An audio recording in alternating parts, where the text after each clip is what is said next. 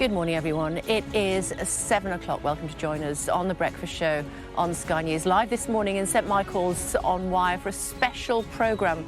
Exactly 3 weeks since Nicola Bulley dropped her children off at school, took the dog for a walk along the River Wire and then simply disappeared. As her family call for the public to focus on finding her, we'll retrace Nicola's last known movements as they happened later in the programme.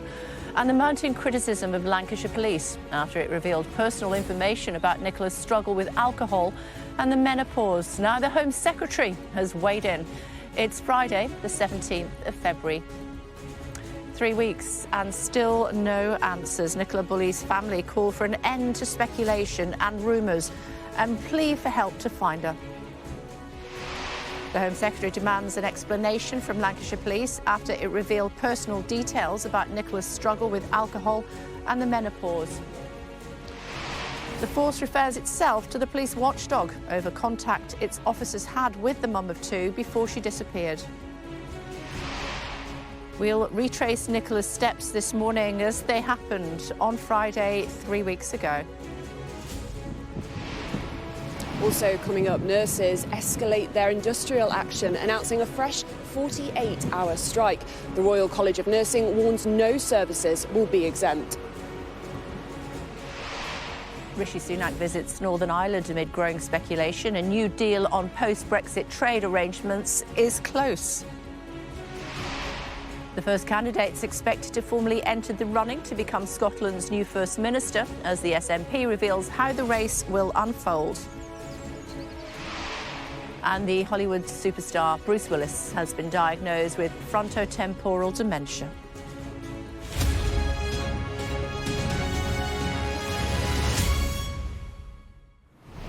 Morning, everyone. A special programme live for you today from St Michael's on Wire in Lancashire. It's now exactly 3 weeks since Nicola Bulley was last seen after dropping her children off at school and taking the dog for a walk. The mum of two's family have issued a fresh plea for the public to focus on finding her and to end the speculation about her private life after Lancashire Police revealed personal details about her struggle with alcohol and the menopause.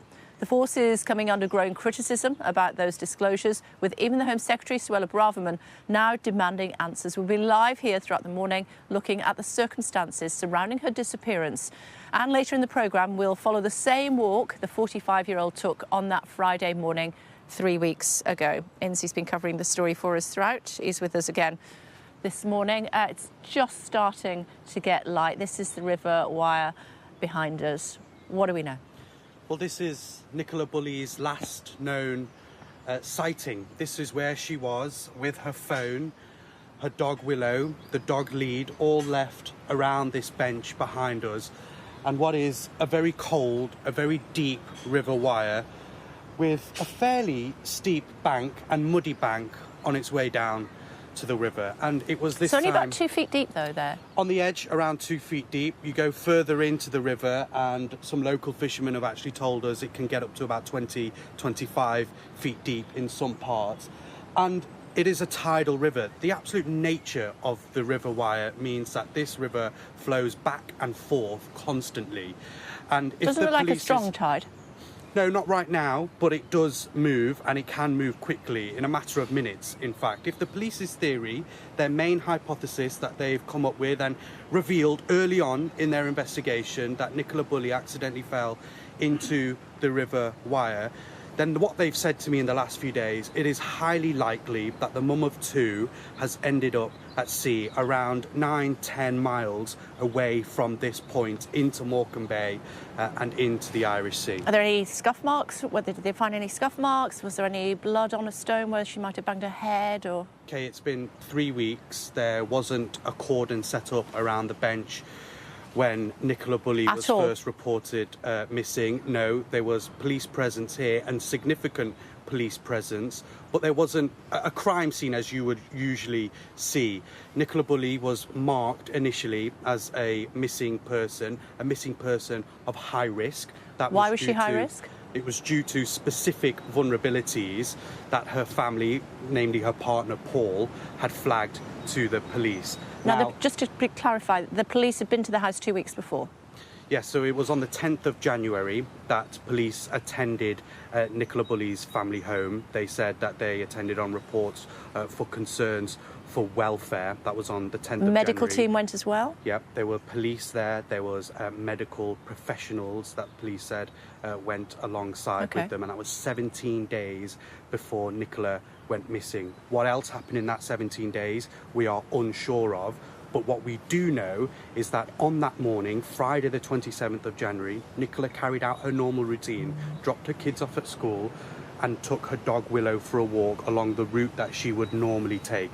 What happened in the 10 minutes that are unaccounted for is still a huge Let's question have a look mark at that, should we? For police. In more detail, bear with me if you would, please. She disappeared Friday morning, exactly 3 weeks ago. Look at what we do know, as Lindsay was saying there, from the police about her movements that morning. She went missing early on the 27th after travelling from her home in Inskip to the nearby village of St Michael's on Wyre. She dropped her children off at school in the village. That's on Garstang Road. Nicola then set off on her usual walk with her dog Willow, 8:43, along the River Wyre footpath. A dog walker who was familiar with Nicola saw her walking around the lower fields at approximately 8:50. We'll show you all of this in more detail later on. 8:53, she used her mobile phone to send an email to her boss.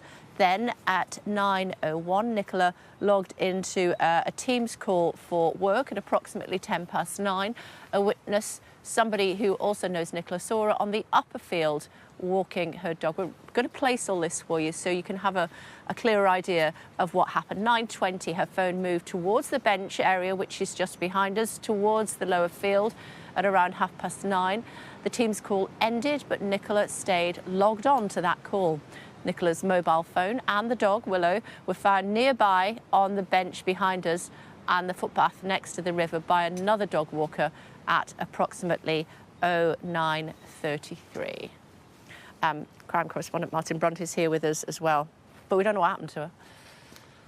No, I mean, the police have given us their main working theory. They've got into all sorts of trouble because they didn't make it absolutely clear when they announced that there were other theories that they were still considering. And they are still looking. The searches keep going. As you've been talking to Indy about, the movement of the river means that when they clear some of the river or they don't find Nicola, they have to go back at some stage because the water has moved. There's always... I mean, let's not beat around the bush. When they say she went into the water, they're now looking for her body. And because of the water movements, bodies can move.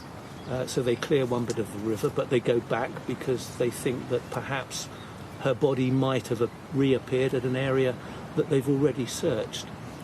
They've talked about land searches around the coastal area, 12 miles or so from here. They finished those land searches, but the sea search continues. And it's not a forgiving coast, that, as I know from, being this part of the world. Not the easiest. Searching a river estuary is complicated. I mean, it's difficult enough in a fast-moving river. The coastal area will present all sorts of problems, but they've got expert help. It's not just the police and their divers who are looking.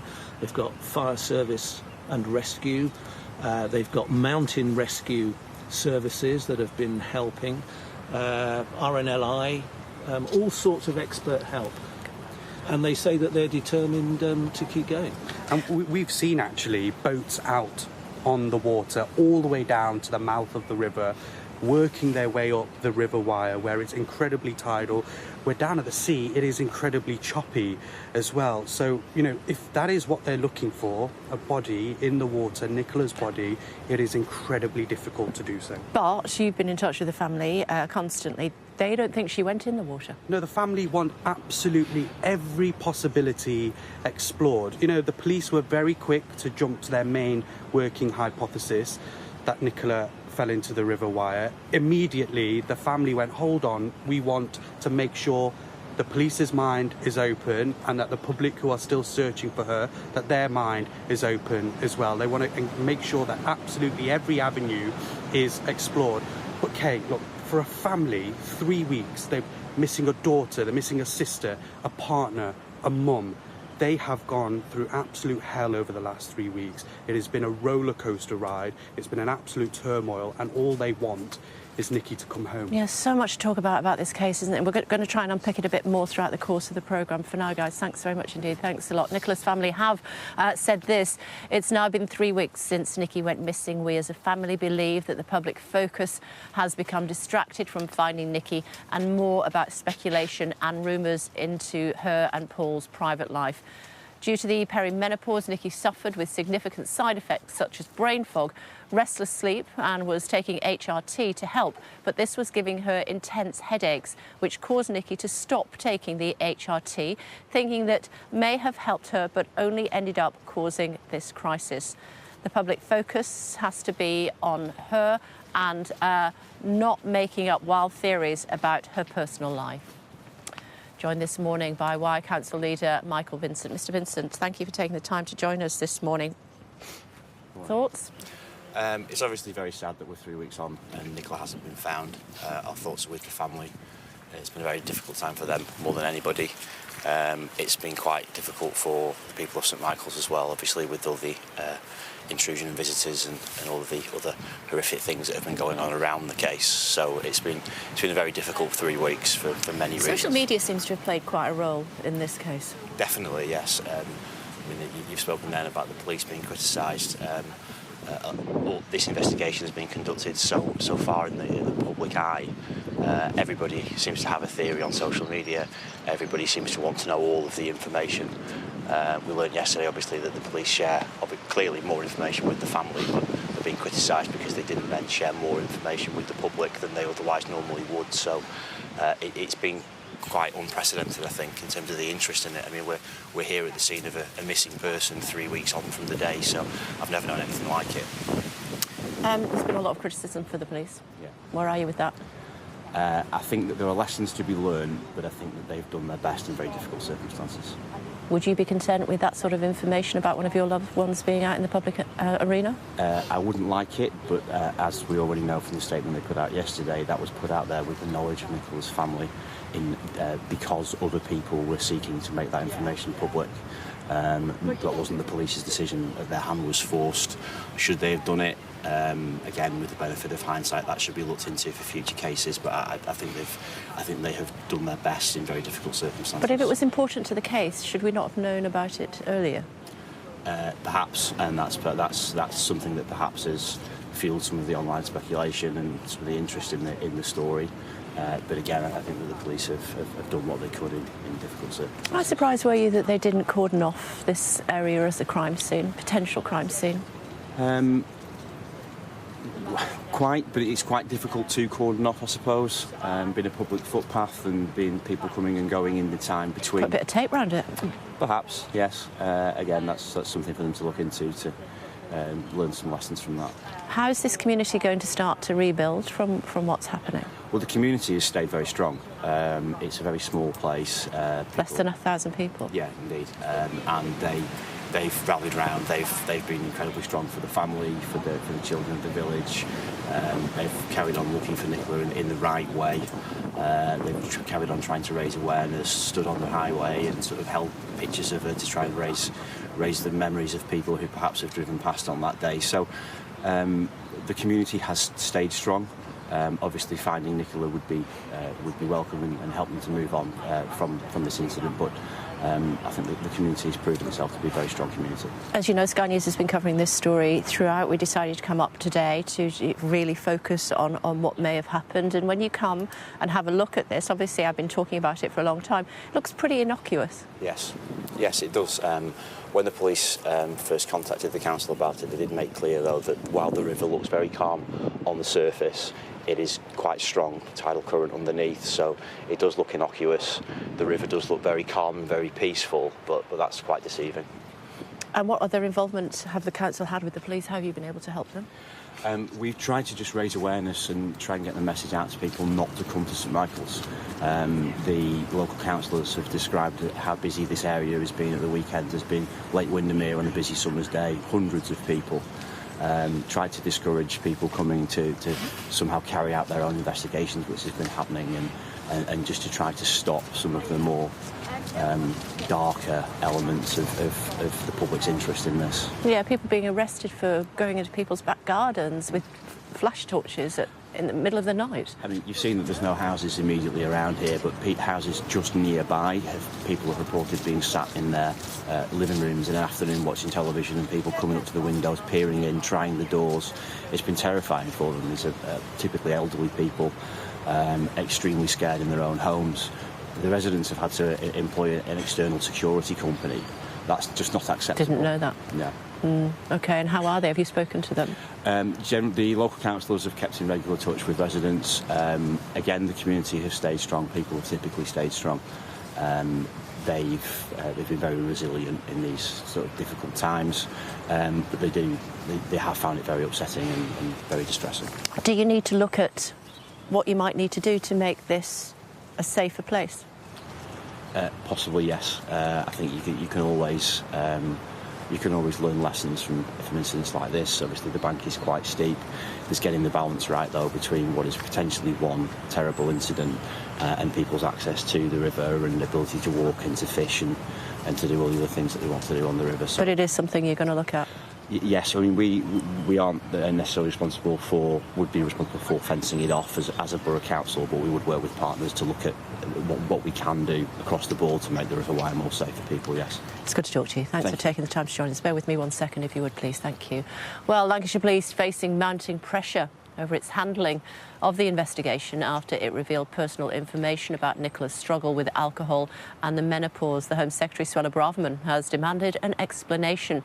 Additionally, the force has also referred itself to the watchdog over contact its officers had with the 45-year-old before her disappearance. On Wednesday, Lancashire Police revealed that Nicola Bulley suffered significant issues with alcohol, which had resurfaced in the months before she disappeared. Earlier this year, a response car with police and health professionals attended her home following a concern for welfare. It's been revealed that police have now referred themselves to the independent watchdog over the visit. 2.5 weeks later, Nicola Bulley disappeared at some point between 9:10 and 9:33 in the morning. She was reported missing to police just an hour and a half later. The next day, police drones, helicopters and dogs began the search for Nicola. 3 days into the search, Lancashire Police said for the first time that they did not believe her disappearance was suspicious. A week after she disappeared, police announced that they were working on the hypothesis that Nicola had entered the river. A team of underwater dive specialists joined police in searching the River Wyre, but failed to uncover new evidence. Following intense public interest, police issued a dispersal order in St Michael's on Wyre, where people were conducting their own searches. On Wednesday, police had a press conference and revealed that Nicola Bulley had specific vulnerabilities, which means that she's classified as a high-risk missing person. Just a few hours later, the force revealed personal details about Nicola, including that she struggled with alcohol issues and with symptoms of perimenopause. Martin and Inzi still with me. Martin, if that was so important, why didn't they tell us to start with? Because it's not the sort of information about a personal information about a victim that you would normally disclose. My feeling is that Lancashire Police were so stung by the criticism about the focus of their investigation, which was that Nicola had gone into the water rather than have been the victim of a crime, that they invaded the privacy of her family and of her in order to save its own reputation. I think that's what's happened. I mean, they began at the press conference by talking about her vulnerabilities without going into any great detail, which I think was fair enough. But why on earth, 3 or 4 hours later, they put out that astonishing statement that went into real detail about alcohol problems, menopause concerns, is beyond me and beyond most commentators. I mean, the force has been widely condemned by all sorts of people. And I think there's even a sense that the family, although the family must have known, did know, that some of this information was going to come out. I think even they were astonished at the reaction that it's provoked, and perhaps, with hindsight, think, well, maybe the police shouldn't have put those kind of details out. Well, and they certainly feel Nicola wouldn't have wanted them. Yeah, and the Shadow Home Secretary and the Home Secretary both wanting answers. Yes, Lancashire Police are under the cosh. I mean, they're being investigated, or they may be investigated, over their initial contact with Nicola and her family on the 10th of January. We've already talked about, the welfare concern that drew police and health professionals to the house. 17 days later, Nicola vanishes. So it's standard practice, really, that the police watchdog, the IOPC, would look at what happened on the 10th of January to see if the police did everything they could to see if there's a connection with what the police did or didn't do on the 10th of January and Nicola's disappearance on the 27th. And the Home Secretary, quite rightly, wants to know why police said what they said 2 days ago. Interesting to hear from the council leader saying we need to look at this, whether it's safe or not, and they're definitely going to investigate it. Yeah, well, I think that is something. Working on the police's main hypothesis that, this is the area that Nicola ended up in the water, then clearly it is something that they're going to have to look at. This path, we have seen dog walkers by the dozens and dozens over the last 3 weeks. It's heavily populated with dog walkers. Obviously a small village, but people come from far and wide to walk their dog here. It is a beautiful part of the world, there's no denying that, but clearly there is an issue by this bench. It's very muddy here. It would be very, very easy to slip. And Kay, I don't know if you can actually see, but in the river, there are parts of the river where there are some quite disconcerting whirlpools of water. That signifies that there are quite deep parts of the water of the River Wye here as well. So, a huge worry if it is the case that Nicola ended up in the water. If I may, Kay, I've been speaking to Nicola's family all throughout the last 3 weeks. I interviewed her sister, her mum and dad, just days after she went missing. Sky News has also heard from her partner, Paul, as well. But a note coming in from her father, whilst he's watching this morning, he says, we've had an incredibly hard few days, and it is just fingers crossed that what we're doing today, raising awareness of Nicola still missing 3 weeks on, helps them get some answers. But that is a family still really struggling to come to terms with Nicola being missing for 3 weeks now. OK, I know you're going to be with me throughout the morning, gentlemen. For now, thanks so much indeed. Also still to come on the programme for you, speaking to Simon Harding, a former Met Police Detective Chief Inspector, for his assessment on how Lancashire Police are handling the investigation. And nurses are escalating their industrial action with more strikes next month, speaking to Chief Exec of NHS Providers, Sir Julian Hartley. And at just after 8, speaking to Labour's Shadow Foreign Secretary, David Lammy. We'll have all the latest from St Michael's on Wye throughout the morning, but first let's take a look at some of today's other news for you. And some breaking news in the last few moments. The latest retail sales figures show retail sales volumes increased by 0.5% in January after a fall of 1.2% in December of 2022. The ONS says the rise was driven by January sales promotions for online and non-food sales, though the cost of living and food prices continue to hit food sales. And some more breaking news this morning. NatWest has revealed its profits surged by more than a third to reach 5.1 billion last year as it ramped up mortgage lending and took in more income amid higher interest rates.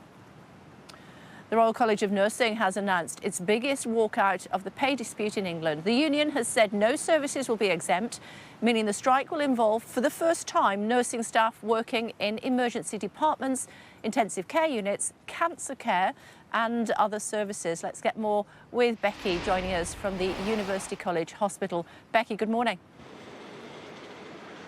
Yeah, it's a dramatic escalation, Kay, as you mentioned. Nurses working in A&E departments in cancer care, they will be striking. And NHS leaders have understandably expressed their alarm at this. Now, previously, because of industrial action in the NHS, since the end of last year, around 140,000 appointments have been cancelled. That is nothing to be taken lightly, but this time you could see patients in need of potentially life-saving treatment, in need of cancer care, and that care is in jeopardy. Now, the Nurses Union have said they will provide life and limb cover. They are in discussions with the government about what that will look like, but they have said that they will provide the absolute minimum staffing, and they have said that the NHS should look to other clinical professions, other unions to cover for them. But even if that cover is in place, this strike could have potentially deadly consequences for patients. Now, this, of course, has all come about because talks between the union and the government about pay and working conditions are not getting anywhere. The Royal College of Nursing has accused the Prime Minister of refusing to negotiate. And we're seeing similar things across the public sector. But of course, with nurses, with NHS staff, the stakes are so much higher if you have got patients showing up in need of urgent care and that care might be in jeopardy. OK, for now, thank you. Well, the Scottish National Party says it will announce its new leader on the 27th of March after the surprise resignation of the First Minister, Nicola Sturgeon. No one has officially thrown their hats in the ring yet, but several candidates have ruled themselves out of the race, including the SNP's Westminster leader, Stephen Flynn, Deputy First Minister John Swinney and SNP Joanna Cherry. According to reports, the Scottish Health Secretary, Humza Yousaf, is considering entering the race. Mr Yousaf is the first non-white and first Muslim cabinet minister in the Scottish government. Rishi Sunak is in Northern Ireland today. Amid growing speculation, he could be close to securing an improved post-Brexit deal with the EU. It's understood the PM will meet political parties to discuss fixing the practical problems on the ground. Our political correspondent, Rob Powell, has more. Rob. Yeah, this certainly looks, Kay, like we are in the end game here of this lengthy, protracted process to try and find some sort of settlement to fix some of the issues relating to Northern Ireland that stem from the Brexit deal that was signed by Boris Johnson. Rishi Sunak and his Northern Ireland secretary flew to Belfast last night. They'll have meetings today with political parties and other involved groups. Rishi Sunak will then fly on to Germany, to Munich tomorrow, where there's likely to be more meetings with European leaders. At the same time, the Foreign Secretary, James Cleverly, is heading to Brussels today for meetings with EU leaders. So all the parts look to be moving into place. I think the most critical meetings, the most important meetings Rishi Sunak will arguably have today will be with the DUP, unionist politicians in Northern Ireland who are refusing to allow Stormont, the devolved assembly in Belfast, to sit in protest at what they see as Northern Ireland being carved away from the rest of the United Kingdom as a result of that Brexit deal. If those democratic institutions are to get up and running in Belfast again, Rishi Sunak will need to get the DUP on board. He will also, though, need to square his Conservative backbenchers. So, yes, big practical issues to solve as well, but big political issues and big political risks for Rishi Sunak as well. OK, thank you. The Hollywood star Bruce Willis has been diagnosed with frontotemporal dementia, according to his family. They took to social media, I should say, to announce how his condition had advanced. The 67-year-old die-hard actor announced he was stepping back from his career after being diagnosed in March of 2022 with aphasia, a condition affecting the brain which causes difficulty with language and with speech. Hello again, everybody. Welcome back to St Michael's on Wire. We're bringing you a special programme this morning, 3 weeks to the day since Nicola Bulley disappeared. Inzi is with me, as you can see, bitterly cold this morning, as it was that day. It was really cold that Friday, the 27th of January. It was, a winter morning. It was muddy here, as it is quite often, actually. But this is a route, covered by many, many dog walkers, and it's a route that Nicola Bulley took pretty much almost every day. We saw some CCTV images from her front house. The Ring doorbell showed her leaving the house, putting the dog Willow, her daughters into the car. She then set off around 10-minute journey from Inskip, dropped her kids off at school, and then went on her daily routine of taking Willow for a walk, and she would end up around here. That morning she was on a Teams call with her company that she works for as a mortgage advisor. And then what happened in a 10-minute window, an unaccounted 10-minute window, which police are still trying to get questions over, is the huge question right now, 3 weeks on. What happened to Nicola Bulley in that 10-minute window? Yeah, I know the family have been speaking to you Yeah. this morning. I've also had the local council leader on the programme. He was saying they're going to look at here. I mean, it looks pretty innocuous, but once you get into that river, it is tidal, and it can be up to 20 feet deep in places. Yeah. So he says we're going to look at what can be done to try and sort that out. It's an important point, that, as well, Kay, because, you know, over the last 3 weeks, a lot of people said, oh, well, it doesn't really seem it's flowing fast, it looks quite calm, but actually, it's a tidal river, so the nature of it means that it moves back and forth constantly, and police were adamant that, that is the case. If, say, Nicola went into that river, as their working hypothesis is, she will have moved significantly in 21 days, and potentially, well, highly likely, police actually say, is that she will have ended out at sea. When you just go round the bend here, the meander of the River Wye here, you get to a weir. The weir then picks up a lot of stream, and you see the water starts moving pretty quickly. And then when we've gone, further down the river, as it gets wider and wider, you see it moving really quickly. In some parts, the water going upstream, in some parts going downstream, and you see big pieces of debris moving in that water as well. So the police have been scouring that water using water drones, using divers, specialist diving teams. They've used boats on the water as well, underwater cameras, to really get a sense if they can find any evidence in relating to Nicola going missing. Yeah, also hearing to the local councillor that local households have had to employ private security because people have been trying their doors, knocking on windows, and there's been an awful lot of interest in what is happening here. We've just had a statement from Lancashire's Police and Crime Commissioner, that is Andrew Snowden. He says, first and foremost, my thoughts remain with the family and friends of Nicola Bulley, and I'm thankful for all the efforts of the officers, staff and partners who continue to work tirelessly on the search for Nicola.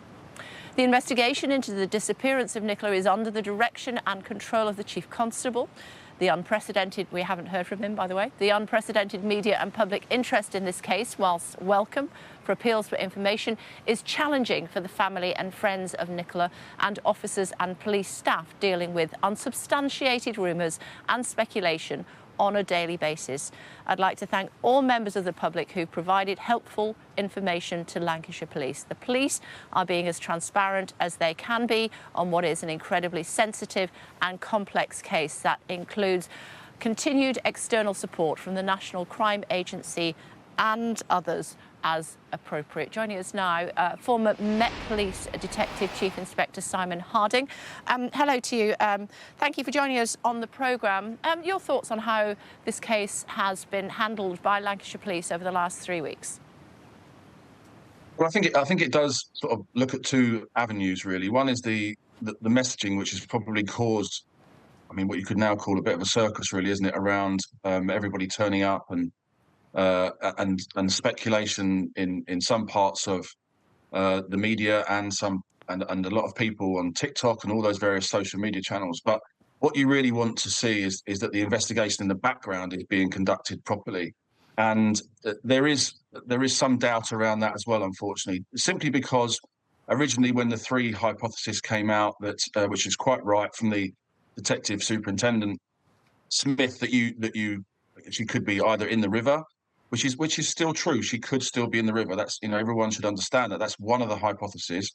And also she could have left of her own accord that area. And we now know from the press conference on Wednesday that there is a possibility. There are routes out of there which are not covered by CCTV. So, and I think within the actual press conference itself, the superintendent did mention that just the day before that press conference that they'd identified a path which that doesn't have that sort of coverage and is a possible route out. Now that was a slight worry because obviously the area hasn't been cordoned off, as we say, and so those are the routes in the past that you would want probably fingertip searches on just to make sure. So everything should still be on the table, all those hypotheses, and probably the reason why it's gone a little bit array for them is because it just felt like they were pushing into just one of those three. Yeah, I mean, I walked down that path actually this morning, and I wasn't aware until a couple of days ago that there was no CCTV that was covering that path or the entrance or exit to it. I wondered why the dog wouldn't have followed her if she'd walked along the path. But there is a kissing gate here, so potentially the dog wouldn't have been able to get through if she'd wanted him to stay behind. But the police are still confident that their working hypothesis is that she stumbled down the bank behind us here, or in some other way found herself in the water. Yeah, and I think, you know, it's phraseology sometimes. You know, the sort of phrase we use about an open mind is that everything is on the table until you can actually take it off the table. So if you have direct evidence, factual evidence that she has gone in the river, then of course that would be your main one. But I think because they're suggesting that there isn't evidence that she's left or been taken by a third party, for example, then that's why those are still on the table. However, there's as much evidence of that that she's left of her own accord through that pathway, for example, than there is that she's gone into the river. So I'm sure they are, and I can see that they are doing lots and lots of work in the background, and having the NCA, as they've said, by their side, and other partners who will be helping is a reassurance in some part too. Okay, should we have seen more from the Chief Constable? Well, it's not for me to say really, but I mean, I think the person that I always wanted to speak, you know, or hear from rather, was the SIO, because, you know, having been an SIO, I always think that the family want to see you because you're the person, you're the front and centre of this, and those are the people I want to see. Quite often when you have those almost like figureheads of the assistant chief constable and the chief constable come out, it's more of a corporate reassurance and top cover, as they call it. But you know, you want the person that's dealing with the day in, day out of the inquiry, and obviously the chief constable won't be doing that, but they'll be being briefed, as I'm sure now members of Parliament are being briefed as well, on a daily basis of any developments that might happen due to the nature of how this is grown. And would you have been comfortable releasing the sort of information that we have heard about Nicola over the last couple of days? No, I don't think I would have done. But I think that's probably down to that original media strategy where you're almost justifying why, you know, on a personal level and as a team level, why you believe more than anything else that she's in the river. And I don't think that was necessary. If your original strategy is just that you give weight to all three of those scenarios, then of course people were expecting you as part of one of those to be in the river. They were expecting you to get CCTV and getting dash cams. You don't then have to allude, you know in the background what your favoured one is because of her background, but you wouldn't necessarily have to have pushed it into the public arena. And I think that's probably the worst thing that's come out of this now, especially talking about alcoholism, for example, linked with the menopause. I mean, you know, there was nothing to suggest that she was drunk or anything that morning, you know, having driven her kids to school and went through her routine and met people and logged on to calls and arranged dates and all those sort of things. So the necessity of saying that is probably for me unnecessary. Okay, it's good to talk to you. Thanks for joining us. Thank you. Martin's still with us. We're here 3 weeks on. No sign of her, hasn't been for the whole 3 weeks. The dog was here, the phone was here, the lead was here. Where did the police go from here? They continue to search. You know, it's difficult to see them ever bringing a halt to the search, but I guess inevitably they will get to a point where they will stop the search. This may be many weeks off, and then leave the case open and be prepared to react when any new information or evidence comes forward. But, you know, we may be a long way from that. I mean, at the moment, you know, for all the controversy they've stirred up over the way they've handled it in a media sense, they say they are absolutely determined to carry on the search. They still, as far as we know, have 40 detectives working on the case and perhaps as many as 20 other officers. They still have a range of expert search teams available to them. So at the moment, there doesn't appear to be any let up in their endeavours to find Nicola. But they don't think that they will find her alive. I think hopes of that happening must be fading very fast. And I think also for her family, they must be coming round to the idea that perhaps they aren't going to see her alive again. But, I mean, the important thing for the family is that they've been shown no evidence, there is no evidence that she's even come to any harm. So they will, as we all would in those circumstances, cling to the hope, in the absence of any bad evidence, that she is, for whatever reason, somewhere alive.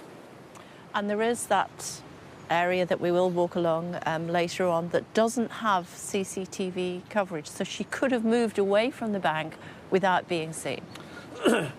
In theory, yes, but as far as the police are concerned, they have no evidence, no information that she left the riverbank, which is why the very strong focus of their investigation is that she stayed within this area. And extrapolating from that, their theory is, again, not backed by any hard evidence, that she went into the water. And it's interesting the language the police have used. I'm not aware they've ever talked about an accident or her falling into the water. Given what they've already said now about the state of her mind, her personal issues, clearly their focus is on the idea that for some reason, tied up with perhaps her mental health issues, that Nicola perhaps decided to end her life. That's where the focus is. But, again, there's no evidence of that. There is not. For now, Martin, thanks so much. Martin, again, going to be with us throughout the morning as we focus on this part of the River Wye, where 3 weeks ago Nicola Bulley was last seen. She has not been seen since. In a statement, the family has said she had been struggling with symptoms of perimenopause, including brain fog and restless sleep.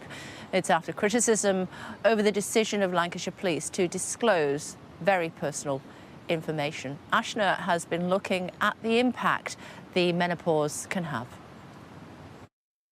Like millions of women, Nicola Bulley had been coping with the adverse effects of the perimenopause. Details shared by her family remind us all of the physical and mental strain it can have, but also of the lack of awareness.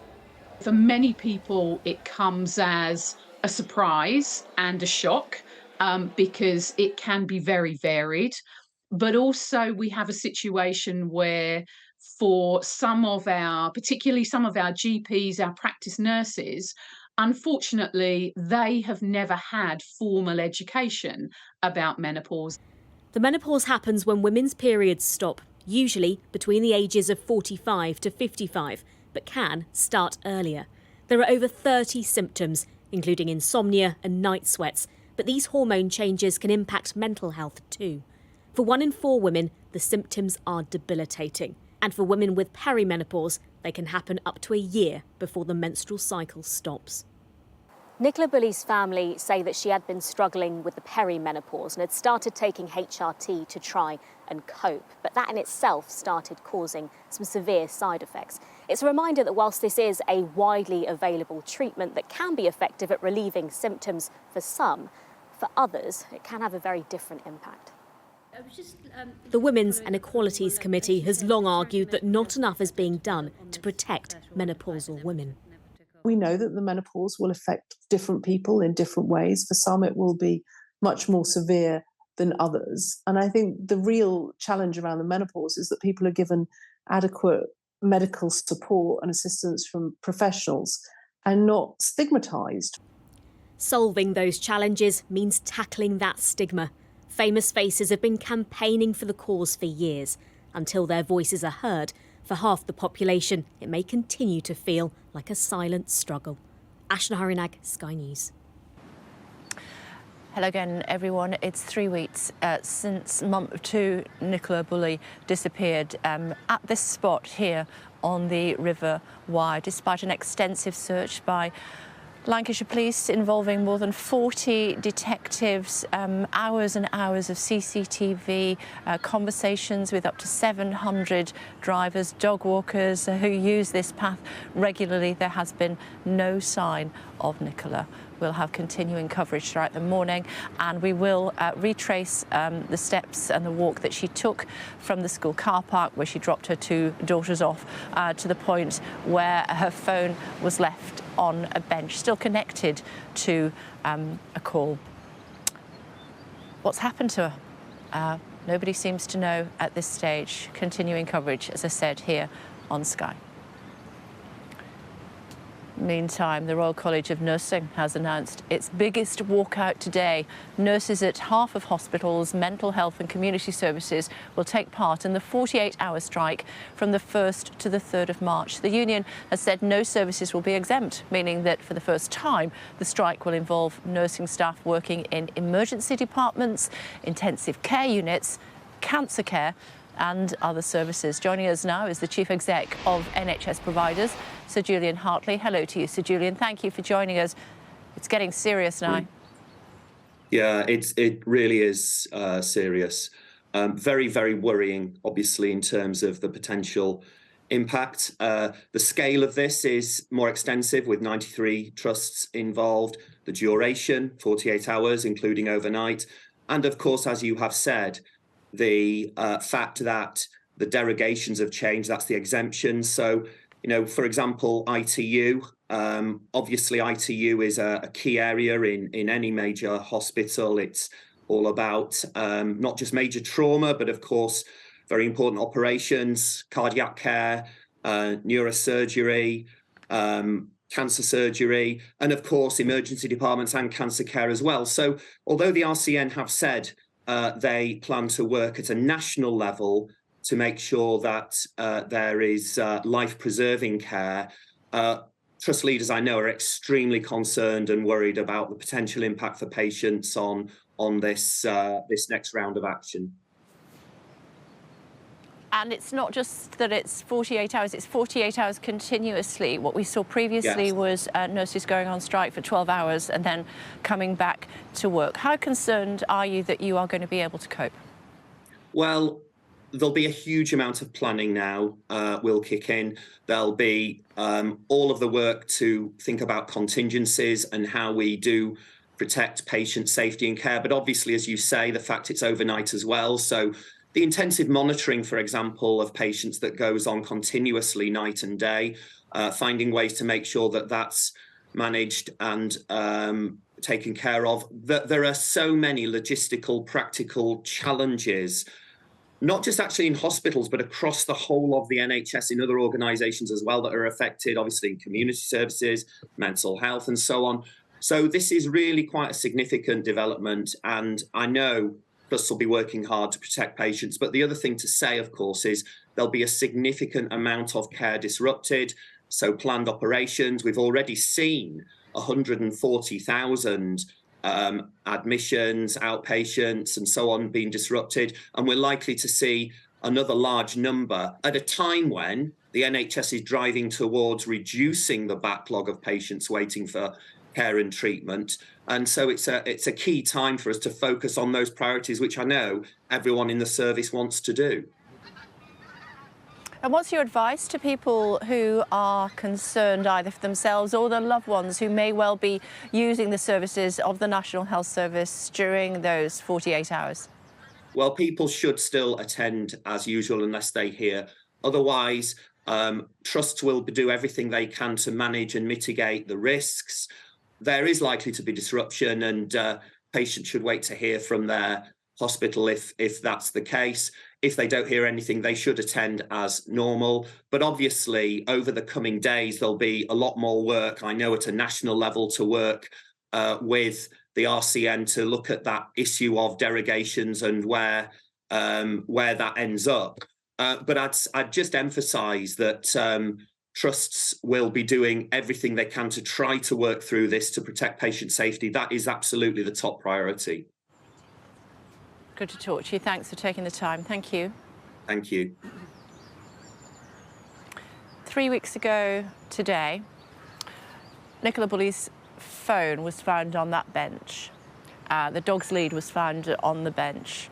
The dog was here, Willow, running around, but there was no sign of Nicola Bulley. If we look from our other camera, you can see the river Wire. It's a beauty spot. It's where a lot of dog walkers come. She had seen quite a few dog walkers who, well, certainly they have contacted the police to say, yeah, we saw her, she was doing this, she was in the upper field, she was in the lower field. But what happened to her before 10 o'clock? Since that day, there has been absolutely no sign of Nicola. Her family are out of their minds, worrying about where she is. She's a mum, she's a partner, she's a sister, she's a daughter, and they've waited and waited to try to discover her fate. The police say that they feel that she entered the river. The family say that is not what has happened, and they just want her to come home. Continuing coverage here on Sky.